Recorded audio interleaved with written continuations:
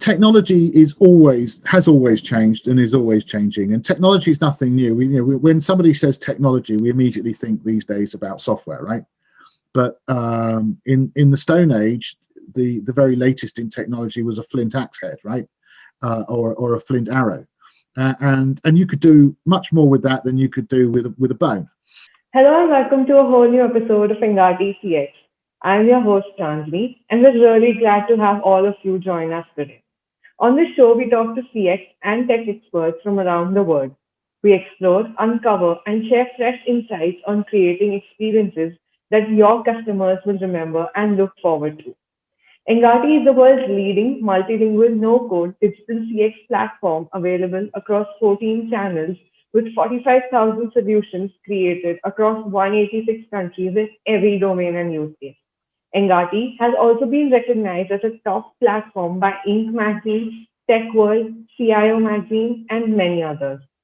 We run the Engati blog, video channel, and the Engati CX podcast, receiving upwards of 400,000 visitors annually. And now for our guest, Rick Adams is a business outcomes and customer success expert author, trainer, consultant, speaker, and business owner with over 25 years experience within the technology industry.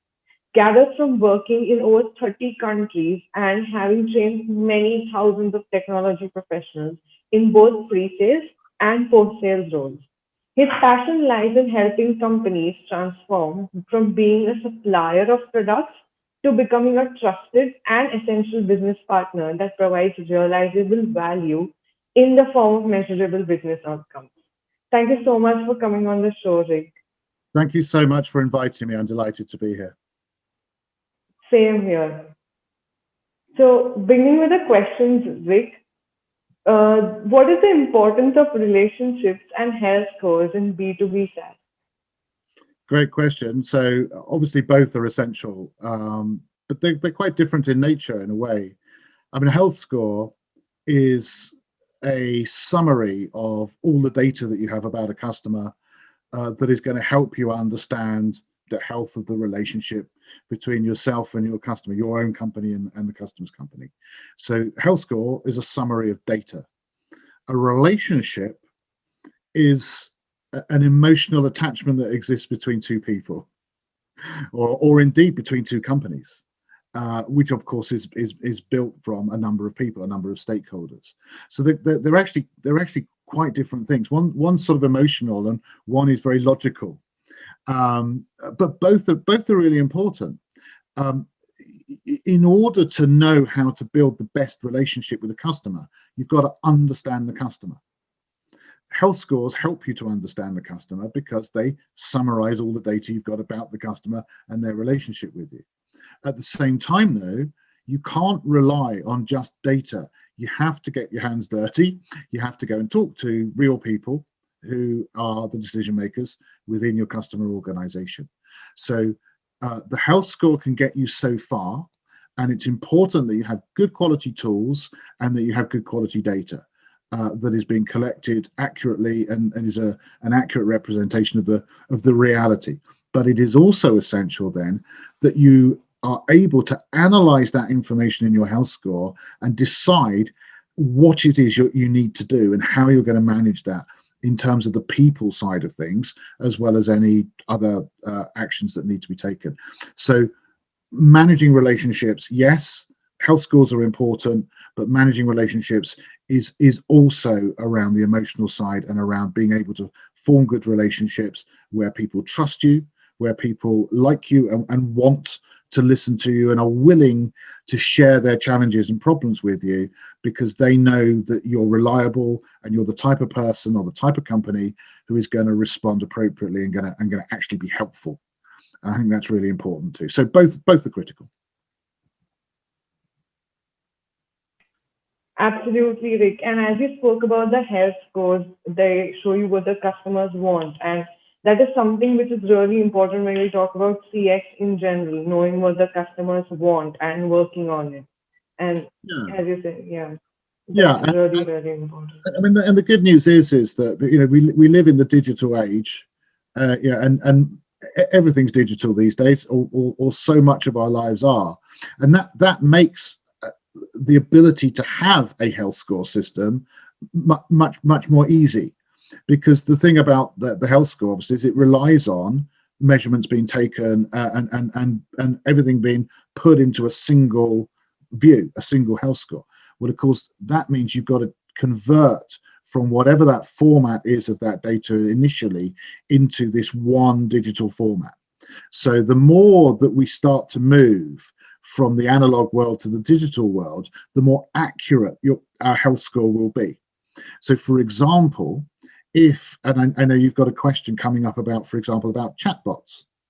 Well, one potential advantage of a chatbot is that the conversation gets recorded, and certain key features of that conversation also could be recorded. And as we move into artificial intelligence, even more things could get recorded. Like, for example, whether the pace of the customer's voice starts to speed up, whether they start to get louder, which could be showing some emotion, such as anger. Okay, and these things could start to get recorded into the health score as well.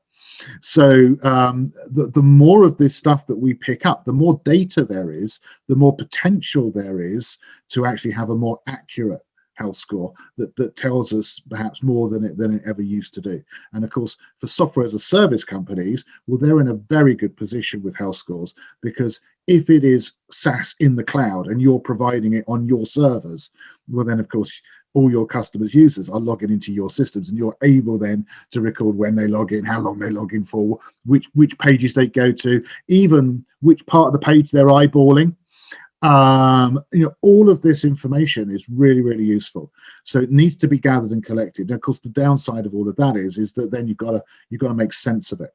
So it is also very important that you've got to decide out of all of this information, well, what's the important information and how are we going to make use of it? And if you can't make use of it, arguably there's no point in collecting it. Absolutely. And one more, adding up to what you said, Rick, this is also same irrespective to what industry or what domain you come from. Like SaaS, as you said, SaaS companies and health scores, checking on health scores basically has become easier for every domain and every industry.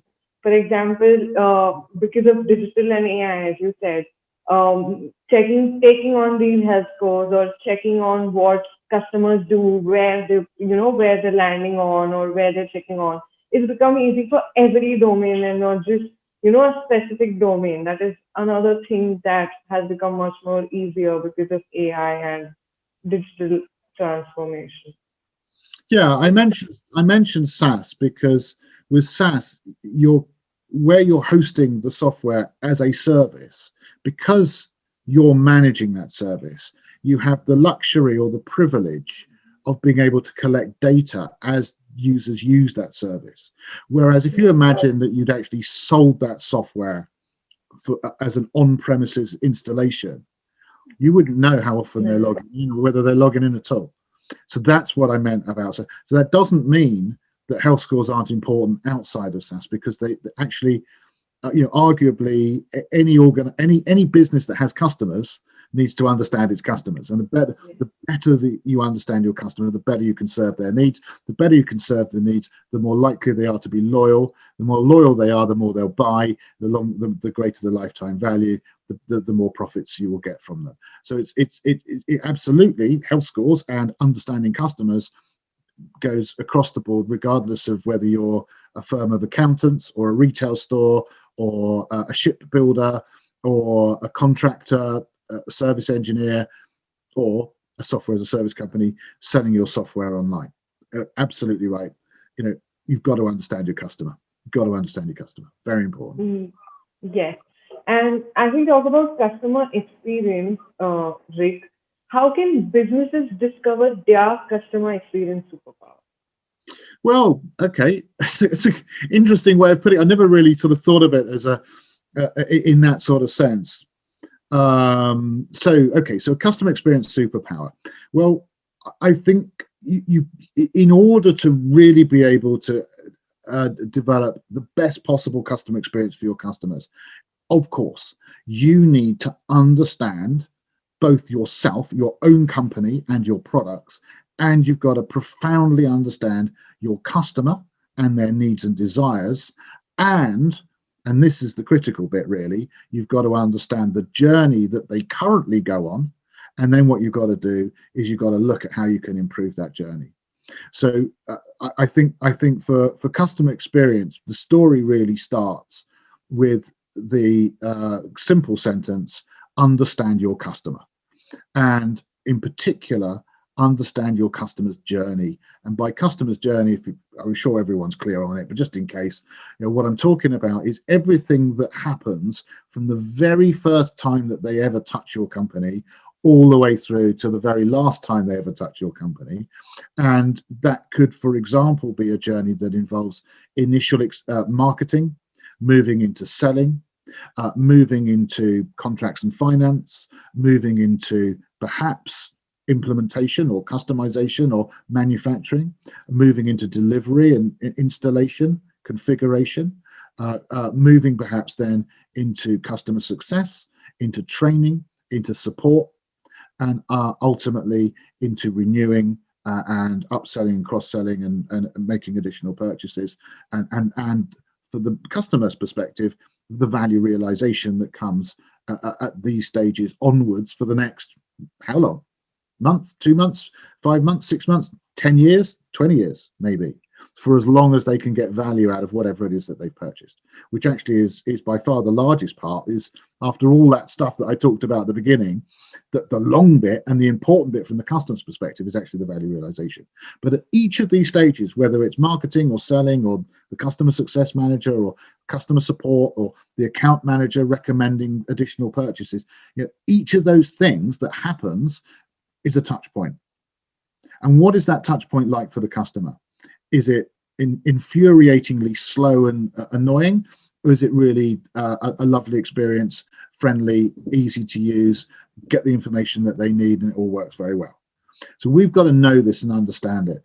And I would say that almost the superpower is not so much like one detail, it's about understanding the whole journey and looking, if you like, at the bottlenecks, looking at where at the moment there is the weakness, and dealing with that. So the superpower is almost actually about making lots of little tweaks all the way along to make sure that everything is at a decent level. Because if there's one little bit in that entire journey that lets you down, well, that's the bit the customer will remember. And that's the bit that the customer will be complaining about. And that's the bit that stops them moving forwards. So you can't move forwards perhaps at all in some cases, even though you've had a wonderful experience up until now, and then finance lets you down, or or customer success lets you down, or support is not good, but you love the product. Okay, so that's the thing, is to be in control of the end-to-end journey of the customer as best you can, and that does take a fair amount of effort. You need to invest time, and actually, I would also add perhaps a fair amount of humility, because you need to drop your self-beliefs about what that journey is like, and actually really listen to the voice of the customer and understand what it really is like for them, not what we think it is like for them, and be prepared to accept perhaps some difficult lessons around what we think we're doing well but may not be, or what we think is the right way of doing things but actually could be improved upon. Absolutely. And you mentioned about voice of customer. So do you think these voice of customer programs can be helpful to businesses? Yeah, most definitely. As I said, as we've said all the way along in this interview, the better we understand our customer, the better we can help them. Okay. Now you cannot understand the customer unless you're prepared to listen to them. And actually, it's not always easy to listen. It's easier to talk than it is to listen sometimes. So more marketing or more support or more, well, those things might be good, but actually what might be the most useful thing to do right now is less doing and more passivity, more actually letting them tell you, so that you can then with that additional insight that you didn't have before about what they really want and really need, is maybe come up with better products and services, better solutions, better ways of working, better, even simple things like better ways of filling out forms, better ways of getting hold of people, or more simple processes. It can be quite minor details that can be that could be the roadblocks that the customer perceives. But unless we really listen to them, we won't know. Absolutely, that's really well said. Like, so moving on to our next question, do you think the incorporation of SaaS tools with 5G speed can add value to customer experience?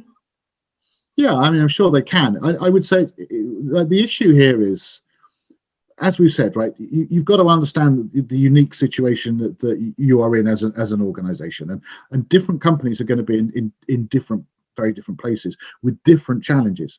So it may be for some companies that there is no issue around like the speed of the data being received, or the amount of data being received, or the amount of or the way in which we're touching the customer. It may be something else. It may be around the quality of the product. Okay, so if your problem is our product is not as high quality as it ought to be, well, will a 5G customer experience tool help that? Maybe not. Maybe what you've got to do is redesign your product. So the thing is when you're saying like value, what you've got to do is you've got to say to yourself, well, what would add value here? So you've got to look holistically at this and say, well, where do we need to invest as a company? Is it in marketing? Is it in selling? Is it in product? Is it in customer success? Is it in customer support? Is it in better processes and systems for manufacturing? Is it in better training for our coders or developers? What is it that we need? And it could well be, if you're looking at this from a customer experience perspective, it could well be that one of the challenges you have, because it tends to be the case, is we need better relationships with our customers. We need to understand them better, and we need to service them better and improve the experience that they have of this end-to-end journey. Now, if that's the case, then you would then perhaps, as a chief customer officer or whoever is responsible for customer experience, look at the tools that we're offering our customers currently in terms of access to the data that we're providing them with, or access to support and services. And if they are saying it's frustratingly slow, well then, guess what? We need higher quality, faster, more modern tools that are going to enable them to do the things that they need to do with less frustration. Definitely, like, that's really well put out. So, when we talk about B2B, what are the challenges faced on the B2B side, and what approach can we use to improve for business to function effectively? Yeah, that's a good question. I mean, B2B is different from B2C without a doubt. And even within B2B, obviously, there's just such a wide range. So it is different, because when you're talking about selling to a business, well, of course, a business is a legal entity, but it doesn't really exist except on paper. It's a collection of people. And that comes back to this concept that we were talking about earlier, about understanding the stakeholders. And one of the frustrations perhaps sometimes about selling to business, and particularly as you sell to larger businesses, is the numbers of stakeholders that get involved in decision making tends to go up, and the time it takes to make any decisions and the complexity of that decision making also then tends to go up. So what we've got to do then is we as the supplier need to recognize that, and we need to work with that customer, sometimes even to help them to understand what it is that they want, and what it is that they need, and who needs to be making the right decisions, and how they ought to be doing that, because they're not always certain either. And particularly where this is something that is a new, if we're putting in something that is new rather than a direct replacement for something else, they may not have the knowledge and the skills. And another thing that I think that is changing quite rapidly is the customers have become much more clever than they ever were before. So if we look 20 years ago, Yeah, they may want help to understand like features and advantages of our product over our competitors' product, but these days they know how to research that. They know what that's not the type of help that they want. So these days customers expect a lot more from a supplier. So again, if we talk about software as a service, as an example, okay, it's not so much which features does your software have, but how does that help us to generate the revenues that we need, or how does that help us to solve whatever our business problem actually is. In other words, customers don't want a product, they want a result from the product. And that is often described these days as outcomes. So we often talk about, don't we, about how what customers don't want is a product. What they want is business outcomes. So we've got to get clever enough then to be able to consult with the customer at a business level and actually understand their challenges and their opportunities, and to help them to phrase or frame what they want in terms of a series of outcomes. And then to help to identify how our product helps them to achieve those outcomes if it is correctly purchased, installed, and implemented, and users are trained up and they're getting value out of it. And what that means is that we've got to turn around how we work entirely as an organization. And it's actually it's a much bigger thing, quite a profound thing, than initially meets the eye. Because if we set up our business to sell products, okay, then the job is done once the customer has the product. And actually, arguably, that's okay, right? You sold a product. You said you were going to sell a product. You sold a product. The product has been sold. You need to support it if it goes wrong, okay? But basically, you've done your job. But supposing actually, prior to the sale occurring in the pre-sales phases, you didn't sell the product. You sold the outcome. So you'd gone in and consulted, and you'd said to the customer, well, let's not worry about products for a second. Let's worry about you and your challenges and what you need. What's your vision and your strategy? What are your objectives? What are you trying to achieve here? What problems do you have that we're going to help you solve? And then say to them, right, okay, yes, we can help you solve them with our products. Obviously, they're going to need to buy our products and services. But effectively, what we've sold there is the outcome. Well, then just selling them the product isn't enough, because you don't get an outcome from a product. You get an outcome from using the product in a certain way. Okay, and that's not always easy. And we've got expertise, and that's where customer success is such an important part of customer experience, because we're already quite clear about what what product do. They make the product, whether it's developing it in software or manufacturing it, if it's a physical product or whatever. Okay, we know that. We understand what salespeople do. We understand what marketing people do. We understand what support people do, because they've been around a long time. But suddenly we need this extra professional, which is the customer success manager. And the job of the customer success manager, whatever you call them, whether you give them the title of CSM, or whether you call them an account manager, or whether you call them whatever you want to call them, but the job of them is to take them from unconscious incompetence through all the way to conscious competence, not just in having a product, but in actually using it to generate the value that they need. And that is a critical new aspect of B2B business, and customers are increasingly expecting it and demanding it. And they're saying, look, I don't want to buy your product. What I want to do is I want to partner with you and use your product and pay you for it, but to generate the outcomes that we need. And our expectation is that you do more than just supply the product. We want you to use your expertise to help us to get the value out of your product that we need. And that is the key difference, I would suggest, that has arisen in the last 10 to 15 years. Absolutely well put out, Rick. And it becomes very important to have a good client and customer relationship in this process.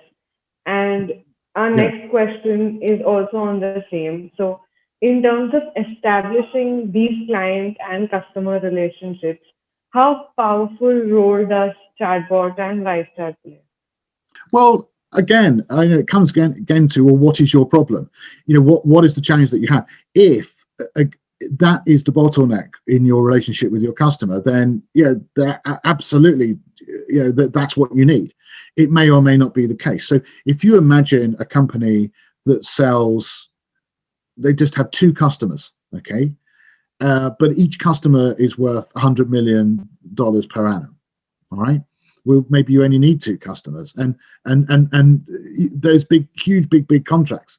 You're not necessarily going to deploy too many chatbots with them.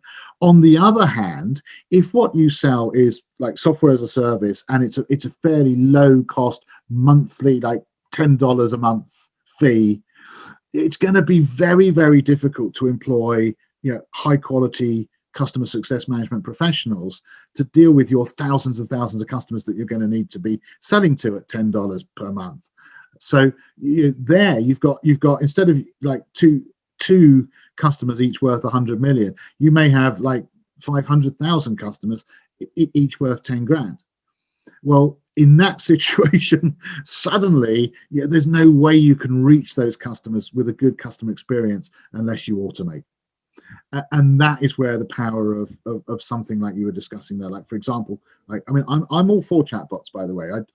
I know they get a mixed reaction, and of course it all comes down to how they're deployed and how they're used. So it's got to be used appropriately, and you've got to be careful that you're not frustrating the customer. And we've all been on the end of telephone calls where they're very, very long-winded. They give you a massive marketing message before you even start, and then you've got to press several numbers, and then you've got to press the numbers you already pressed, and then you've got to press more numbers, and you're there forever. So these tools have got to be used carefully and wisely, but effectively it would be impossible at $10 a month of subscription level perhaps to employ enough humans to do this, and a chatbot could be a fantastic resource for customers who can then immediately get access to the right tools and services instantly through an automated online self-service tool that gets them where they need to be going, resolves their problems, and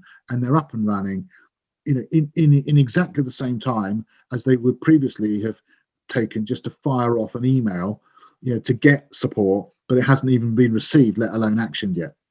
And they've gone and self-service, help themselves and resolve the problem through online self-service tools such as the chatbot as an example. So I think, and again, with the rise of artificial intelligence and being able to help our customer to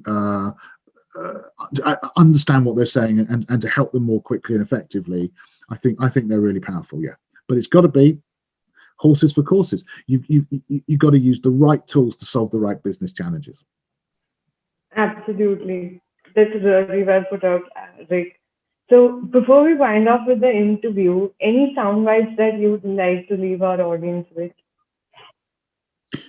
Well, I would say this. I mean, technology has always changed and is always changing. And technology is nothing new. When somebody says technology, we immediately think these days about software, right? But in the Stone Age, the very latest in technology was a flint axe head, right? Or a flint arrow, and you could do much more with that than you could do with a bone. and then bronze came along, and then iron is harder to smelt because it's a higher temperature, but it's got a harder edge than copper, and it's better for chopping down trees, and so you end up with the chainsaw after a period of time, and that chops down trees a lot better than flint, copper, or iron, or bronze, or whatever.